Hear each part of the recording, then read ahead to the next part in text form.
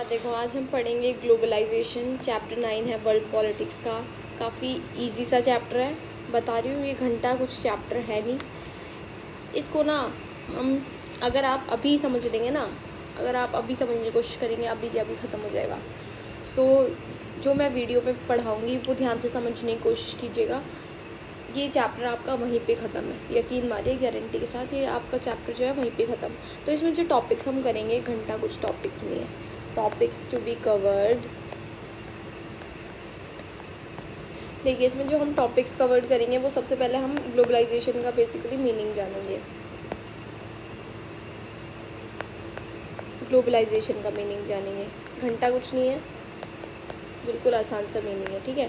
और वहीं हम दूसरी तरफ जानेंगे मैनिफेस्टेशन। मैनिफेस्टेशन, बस इस शब्द को देखो, देख के ना घबरा मत जाना। ये शब्द का मतलब है सिर्फ आउटकम्स, या फिर समझ लो कॉन्सिक्वेंसेस, ठीक है। ये है। और जो सेकेंडली हम जानेंगे वो है डिबेट्स। डिबेट्स मतलब जो लोग फ्री बैठे रहते हैं और कुछ नहीं करते, बस क्रिटिक्स बन जाते हैं या फिर उसके फोर में बोलते रहते हैं, वो हम जानेंगे सिर्फ इसमें। तो सबसे पहले हम मीनिंग, मैनिफेस्टेशन, कॉन्सिक्वेंसेस। तो फटाफट से भाई लोग हम मीनिंग जान लेते हैं। मीनिंग ऑफ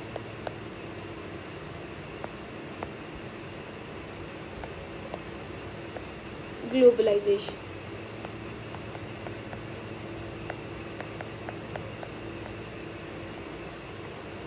तो यार ग्लोबलाइजेशन बेसिकली है क्या? ग्लोबलाइजेशन एक फ्लो है ऑफ आइडियाज़, कमोडिटी, पीपल और कैपिटल।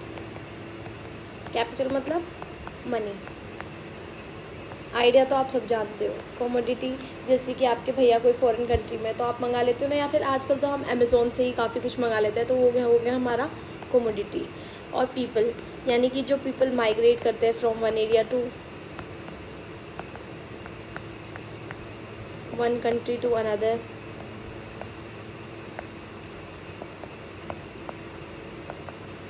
और कैपिटल मतलब जो मनी का जो ट्रांसैक्शन होता है एक कंट्री से दूसरे कंट्री में, जैसे कि एक्सपोर्ट इंपोर्ट में, या फिर आप बाहर जाते हो तो उसमें काफ़ी ज़्यादा आप लोग चीज़ें खरीदते हो, तो मनी का जो ट्रांसफ़र है उसको हम बोलते हैं कैपिटल। तो फ्लो इसलिए बोला गया है, जैसे कि पानी होता है ना, वो एक डायरेक्शन से दूसरी डायरेक्शन में फ़्लो करता है, ठीक है। तो उसी तरह जो हमारा ग्लोबलाइजेशन है, वहाँ पे भी क्या फ्लो रहे हैं? Ideas, commodity. कोमोडिटी मतलब कोई भी सामान, फिजिकल थिंग, ठीक है।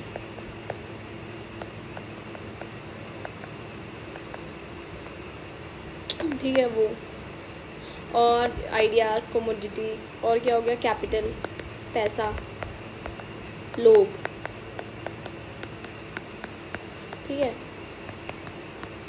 जब ये फ्लो होता है, फ्लो मतलब ये नहीं बह जाना, फ्लो मतलब एक डायरेक्शन से जब दूसरी डायरेक्शन में जाते हैं, यानी कि जैसे कुछ लोग, आपको पता होगा कि हमारा आजकल जो गवर्नमेंट स्कीम्स लाती है इतनी सारी, तो सपोज़ यूएसए ने कोई स्कीम अपने कंट्री में लाई, वो ही इंडिया को अच्छी लग गई, तो क्या करा हमने? उनके आइडिया देखा और हमने भी वो आइडिया अप्लाई कर लिया। तो ये क्या हुआ? एक फ़्लो हुआ आइडिया का, यानी कि एक कॉर्नर से दूसरे कॉर्नर में गया। कोमोडिटी, अगर आपको कोई चीज़ पसंद आ जाती है, सपोज़ आपके भाई कनाडा में रहते हैं फॉर सपोज़, और आपको कोई चीज़ पसंद आ जाती है, तो आप उनसे कहते हो ना मेरे लिए ले आना, तो वो उसका क्या हुआ? वो चीज़ कहाँ फ्लो हो गई, यानी कि वो यहाँ से यहाँ आ गई, तो दैट इज़ कॉल्ड ग्लोबलाइजेशन हुआ, यानी कि वो चीज़ यूएसए की इंडिया आ गई, ठीक है। और जो कैपिटल है, कैपिटल मतलब जब पैसे का ट्रांसफ़र करते हैं हम लोग, ठीक है, जब हम मनी का ट्रांसफ़र करते हैं ना, तो वो होता है कैपिटल। लोग, अब कुछ लोग होते हैं, सपोज़ मेडिकल की के ही कई स्टूडेंट्स कहाँ गए हुए हैं? रशिया पढ़ने के लिए जाते हैं। पर आजकल तो पंजाबी जो हैं तो काफ़ी ज़्यादा कहाँ मूव करे हुए हैं? कनाडा में।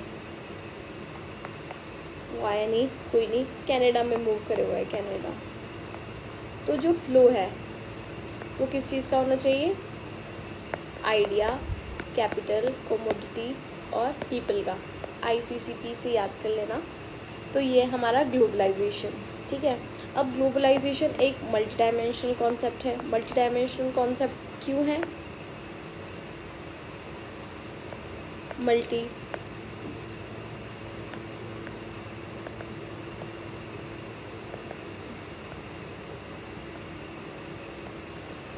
कॉन्सेप्ट है ग्लोबलाइजेशन। क्यों? क्योंकि इसके पॉलिटिकल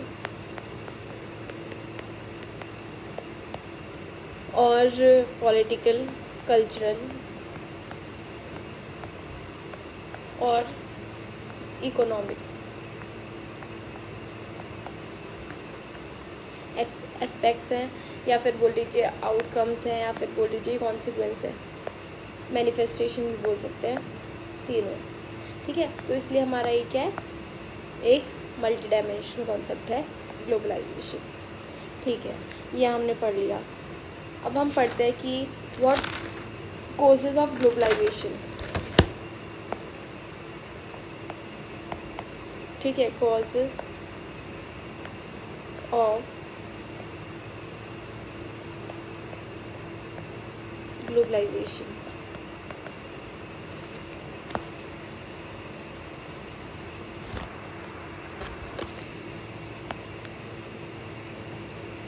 कॉजेज ऑफ ग्लोबलाइजेशन से थोड़ा ठीक से लिख देते हैं, सॉरी। कॉजेज ऑफ ग्लोबलाइजेशन,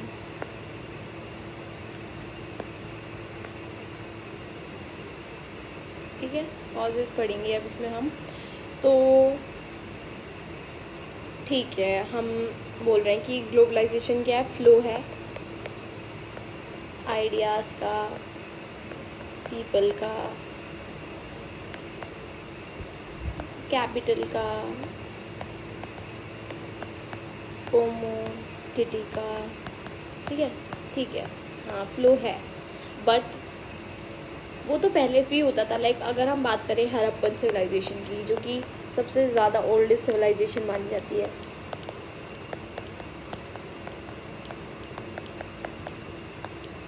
तो यार ग्लोबलाइजेशन तो वहाँ पे भी होता था। पढ़ा है ना हमने हिस्ट्री के फर्स्ट चैप्टर में कि कैसे हमें जो उनके स्ट्रक्चर्स थे हड़प्पा में, वो कहाँ कहाँ देखने को मिलता है। अफ़गानिस्तान में कहीं कहीं मिलते हैं हमें, है ना। तो इससे हमें पता चलता है कि उनके बीच क्या होता था, एक्सपोर्ट इंपोर्ट होता था काफ़ी ज़्यादा। तो इससे तो हमें ये पता चलता है कि ग्लोबलाइजेशन तो वहाँ पर भी था, लाइक, और पीपल का भी काफ़ी ज़्यादा मूवमेंट होगी। फिर तो कैपिटल की भी होगी। पहले तो वैसे कैपिटल नहीं चलता था, बार्टर सिस्टम चलता था। बार्टर सिस्टम क्या होता है कि जिसमें हम किसी चीज़ के बदले किसी चीज़ को ले लेते हैं, वो होता है, उसमें पैसा इन्वॉल्व नहीं होता, मनी इन्वॉल्व नहीं होता, ठीक है। जैसे कि मैं आपको चावल देती हूँ तो आप मुझे कपड़े दे देते हैं, that is called barter system. और कमोडिटी यानी कि सामान का तो लेन देन हो ही रहा है। तो ये तो हमें पहले से ही हमें हड़प्पन सिविलाइजेशन में देखने को मिला, तो ये तो पहले से ही चलता आ रहा है। इसमें न्यू क्या है, एनीथिंग न्यू?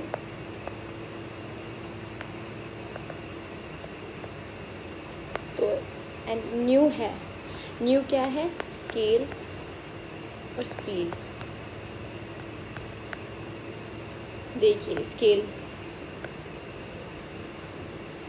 स्केल आजकल कितनी ज़्यादा इंक्रीज़ हो गई है। अब सबके हाथ में मोबाइल है, सब थ्रू वन क्लिक कुछ भी ऑर्डर कर सकते हैं। सपोज़ मुझे एक ड्रेस पसंद आती है ना, मान लीजिए ड्रेस है, ठीक है, ये ड्रेस मुझे पसंद आती है और ये USA की है, तो मैं क्या कर सकती हूँ, ये मुझे अमेज़ॉन पे देगी। जस्ट थ्रू वन क्लिक मैंने ऑर्डर करा, पेमेंट करी, हो गया। ये कहाँ, इंडिया आ गई, और ये सीधा मेरे हाथ में आ गई। तो देख सकते हैं आप कितना कन्वीनियंट और कितना इजी हो गया। और ये आजकल हर कोई कर सकता है, चाहे वो रूरल एरिया हो चाहे वो अर्बन एरिया हो, हर किसी के लिए कन्वीनियंट हो गया है। पहले क्या होता था कि ज़्यादा जो अमीर अमीर लोग हैं वही कर पाते थे ये सब, लेकिन आजकल क्या है, कोई भी ट्रेड, कोई भी जो है आसानी से कुछ भी ऑर्डर कर सकता है बाहर से। तो हर किसी के लिए अब ग्लोबलाइजेशन जो है बहुत ज़्यादा ईजियर प्रोसेस बन चुका है ना। सपोज़ हमें कोई मोबाइल पसंद आया जो कि बाहर का है, तो हम वो आसानी से ऑर्डर करवा सकते हैं। स्पीड तो आप सबको पता है आजकल कितनी तेज़ है। सपोज़ कोई आइडिया है, ठीक है, आइडिया या फिर वेलफेयर स्कीम निकाली यूएसए की गवर्नमेंट ने, ठीक है, वो पॉपुलर हो गई काफ़ी ज़्यादा। और वो कहाँ पॉपुलर हो गई? इंडिया में भी। तो इंडिया की गवर्नमेंट ने भी वैसा कुछ निकाल दिया, ठीक है। तो ऐसा होता है कि स्पीड जो है वो काफ़ी ज़्यादा तेज़ हो गई है। अब आप देख लो, एक मीम है, ठीक है, अभी कुछ था ना उसका, एम्बर का, my dog step on a bee, ऐसा कुछ करके बोला था। फिर लोग राइम कर करके काफ़ी सारी वीडियोस बना रहे थे, तो कितना ज़्यादा पॉपुलर हो गया, वर्ल्ड वाइडली वो पॉपुलर हुआ। तो स्पीड तो आप समझ लीजिए कितना ज़्यादा आजकल जो है हम इंटरनेट के थ्रू एक्सेस कर पाते हैं। तो इंटरनेट एक बहुत बड़ी चीज़ है, तो एवॉल्व हुआ है। और कोजेज़ क्या है इसकी? मेनली टेक्नोलॉजी और रिकॉग्नाइजेशन बाय पीपल।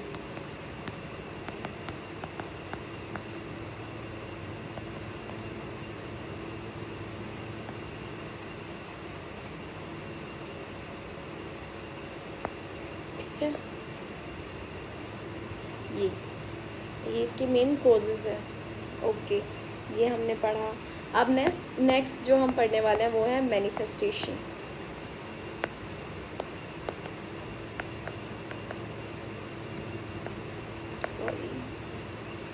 मैनिफेस्टेशन, मैंने बोला इस वर्ड को देख के बिल्कुल मत घबराइए, क्योंकि ये क्या है, आउटकम ही है। आउटकम कह लो या फिर भाई कॉन्सिक्वेंसेस भी तुम इसको कह ही सकते हो। ये सिर्फ डराने के लिए इतना बड़ा वर्ड है, बाकी ये कुछ नहीं है। मैनिफेस्टेशन इज़ लाइक आउटकम्स और कॉन्सिक्वेंसेस ओनली, ठीक है। तो हम पहले पढ़ते हैं पॉलिटिकल कॉन्सिक्वेंसेस।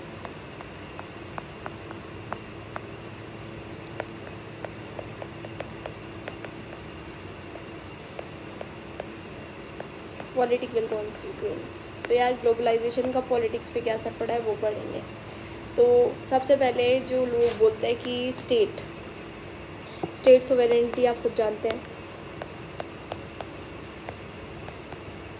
चलो भाई, सोवेरेनिटी मैं मानती हूँ कि आप नहीं जानते होंगे, इसको बता देती हूँ। सोवेरेनिटी मतलब कि हम खुद इतने सक्षम हैं कि हम अपने ओन डिसीज़न, खुद के डिसीज़न ले सकते हैं। कल को ऐसा नहीं हो सकता कि कोई यूएसए हम पे डोमिनेंस दिखाए कि भाई तुम ये फॉलो करो या फिर तुम ये करो। नहीं, हम इतने काबिल हैं और हमने खुद को इतना ज़्यादा काबिल बना लिया, इतना ज़्यादा पावरफुल बना लिया है कि हम लोग जो है ना खुद के डिसीज़न ले सकते हैं। हमारे डिसीज़न में कोई इंटरफेयर नहीं करेगा अगर हम इंडिया कोई डिसीज़न ले रहा है, और ना ही हम किसी और के में करते हैं, ठीक है। तो हम उसे क्या बोला जाता है? Sovereign. When you have a power to make your own decision, तो उसको बोला जाता है सोवरेनिटी। तो स्टेट के पास ना ये सोवरेनिटी, स्टेट क्या है यहाँ पे सबसे पहली बात तो स्टेट पॉलिटिक्स में काफ़ी बच्चों को यही नहीं पता होगा कि स्टेट क्या होता है। तो ये कन्फ्यूजन अभी अपने दिमाग से मिटा लीजिए। स्टेट होता है एक तो, हाँ, हमारे स्टेट है जो कि 29 स्टेट्स है, यू नो। मगर एक जो दूसरी चीज़ स्टेट्स को कहते हैं पॉलिटिक्स में, वो है गवर्नमेंट को। गवर्नमेंट को भी स्टेट बोला जाएगा, काफ़ी बार हिस्ट्री में भी बोला जाएगा इवन। तो वो ज़्यादा आप कंफ्यूज ना होइए, इसलिए अभी आपने माइंड में जो है ना क्लियर कर लीजिए that state is for government only in politics, मतलब उसके लिए भी यूज़ करते हैं। ये कॉपी में कहीं लिख लीजिए। ओके, तो ये हमने पढ़ लिया कि स्टेट इज़ गवर्नमेंट। तो स्टेट के पास क्या है? स्टेट सोवरेन है हमारी। सोवरेन मतलब यार उसके पास ना खुद के पास पावर है कि अपने डिसीजन खुद बना पाए, ठीक है। स्टेट के पास खुद पावर है कि अपने डिसीजन खुद बना पाए, ऐसा, ठीक है। अब कुछ लोगों का ऐसा मानना है कि जो स्टेट थी ना वो पहले क्या करती थी? ओल्ड वेलफेयर, यानी कि पहले स्टेट कैसी थी? कैसी थी, जो कि इकोनॉमिक, लोगों की भलाई के लिए इकोनॉमिक और सोशल वेलबींग पर ज़्यादा ध्यान देती थी। ठीक है, इकोनॉमिक और सोशल वेलबींग पे ज़्यादा ध्यान देने वाली गवर्नमेंट थी। क्यों भाई? पॉलिसी निकालती थी, मिड डे मील जैसी, है ना, या फिर बोले वेलफेयर स्कीम्स निकालती थी जिनसे इनका भला हो, गरीबों का भला हो, वैसी स्कीम जिनसे पुअर जो लोग हैं उनका भला हो। लेकिन अब कुछ लोग बोलते हैं कि नहीं, पहले ध्यान देती थी इकोनॉमिक और सोशल वेलबींग पर गवर्नमेंट, मगर अब क्या हुआ है, अब स्टेट जो हो गई है ना मोर मिनिमलिस्ट हो गई है।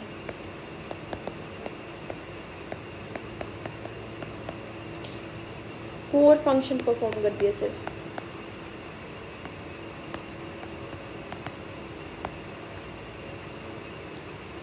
ठीक है, सिर्फ अब कोर फंक्शन परफॉर्म करती है, जो कि है to maintain law and order. ठीक है, और दूसरा सिक्योरिटी। सिर्फ इन दो चीज़ों को मेंटेन करती है अब गवर्नमेंट, ऐसा कुछ लोग का मानना है। ओके, तो हमने क्या देखा कि हमारा जो ओल्ड वेलफेयर स्टेट था वो किसके लिए बहुत ज़्यादा काम करता था, इकोनॉमिक और सोशल वेलबींग के बारे में, जहाँ पे वो पॉलिसी बनाएगा, मिड डे मील जैसी स्कीम्स, वेलफेयर स्कीम्स, जिनसे जो पुअर लोग हैं वो अपलिफ्ट हो, उनका अपलिफ्टमेंट हो, ऐसी चीज़ों के लिए काम करता था। बट अब क्या हो गया, मोर मिनिमलिस्ट हो गया है। फोर फंक्शन परफॉर्म करती है, जो कि है सिर्फ लॉ एंड ऑर्डर को मेंटेन करना और सिक्योरिटी लोगों की। ठीक है, उस पे परफॉर्म करती है, सिर्फ उस पर ही अपना एक्शन लेती है गवर्नमेंट, इन दोनों चीज़ों पे। ओके, ये हमने पढ़ा। मगर ग्लोबलाइजेशन, कुछ लोग ऐसा भी मानते हैं कि जो ग्लोबलाइजेशन है वो हमेशा ही स्टेट की कैपेसिटी को रिड्यूस नहीं करा है उसने। कुछ लोग का ऐसा मानना है ग्लोबलाइजेशन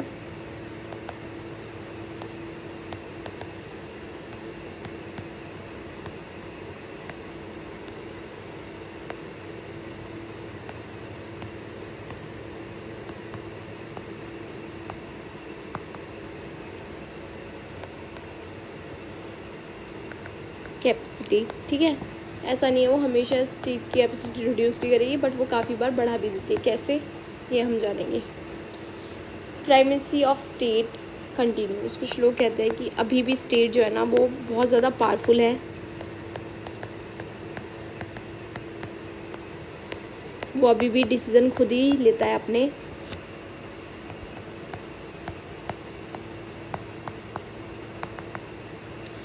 ऐसा कुछ लोग कहना है कि नहीं, अभी भी स्टेट जो है ना काफ़ी ज़्यादा पावरफुल है और स्टेट का रोल काफ़ी ज़्यादा इम्पोर्टेंट है, जो कि है भी।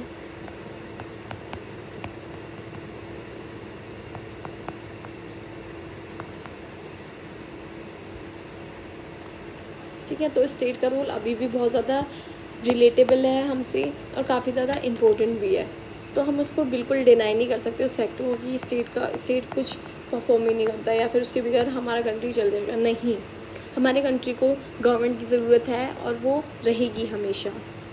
तो हम ऐसा नहीं कह सकते कि स्टेट जो है वो कुछ कर ही नहीं रहा है। स्टेट काफ़ी ज़्यादा परफॉर्म कर रहा है, बट हाँ उसके परफॉर्म मिनिमलिस्ट हो गए हैं, काफ़ी पहले से ज़्यादा कम हो गए हैं।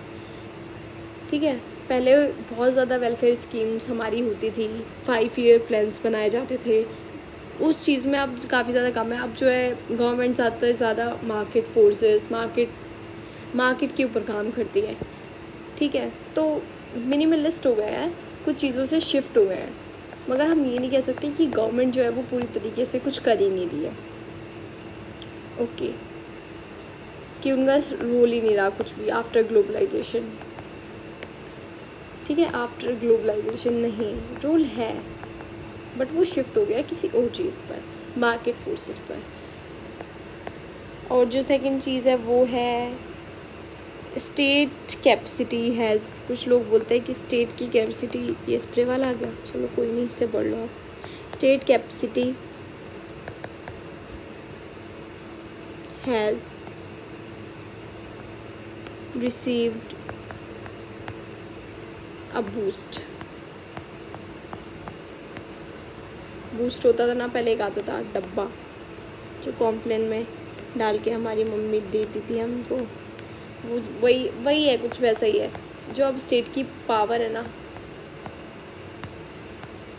वो बूस्ट हो गई है, यानी कि स्टेट जो है ना अब काफ़ी ज़्यादा पावरफुल हो गया है। कैसे? अब स्टेट के पास ना इन्हांस टेक्नोलॉजी, नई टेक्नोलॉजी आ गई है, जिससे उसके पास क्या है, सब सारे उसके जो जितने भी सिटीजन्स हैं उनकी इन्फॉर्मेशन है टू कलेक्ट। अब उसके पास ना सारे जितने भी सिटीजन्स हैं सबकी इन्फॉर्मेशन है,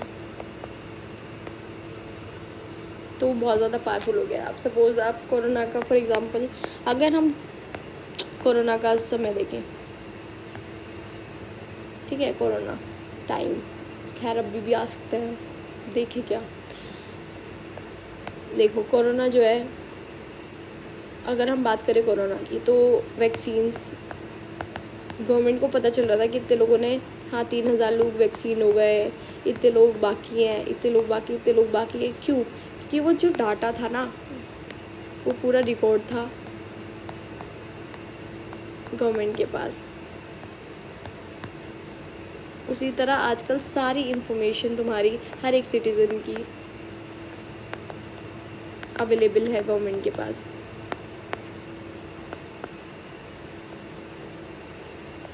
सबकी इन्फॉर्मेशन अवेलेबल है आजकल गवर्नमेंट के पास,